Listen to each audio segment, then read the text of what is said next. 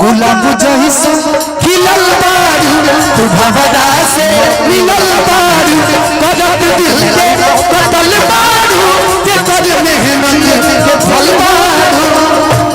भैया रुको चारों कि कैसे हो भवरा खेलल चावे करत दिलवा इलू इलू हीरोइन हो हीरोइन तू ना पियलू कहत अखिया नशा में जियलू हीरोइन हो हीरोइन तू ना पियलू कहत अखिया नशा में जियलू।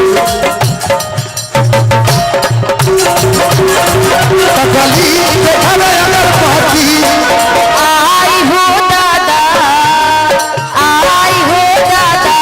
कैसन पिया के चरी तरवा आई हो दादा कैसन पिया के चरी तरवा दिन भर रात ई घरवा के भीतरवा दिन भर रात ई घरवा के भीतरवा दिन भर रात ई घरवा के भीतरवा आई हो दादा कैसन पिया के चरी अरे आई हो दादा कैसन पिया के चरी तरवा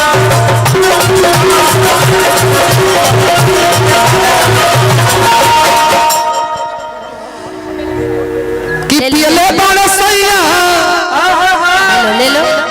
ले लो पगली ले लो। अरे 10 रुपए बहुत होते हैं कलाकारों।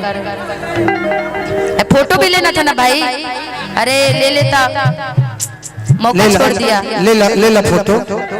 हे हरे नाम कृष्ण जगन्नाथम प्रेमानंद ये क्या हुआ? कलम पे पानी आ गया। ये फोटो नहीं ले पाया। अरे 10 की जगह 20 क्यों बढ़ा दिया भाई? रहने दो उतना ही। रहे दो रहने दो भाई, रहने दो। रहेगा तो बहुआ पी लोगे।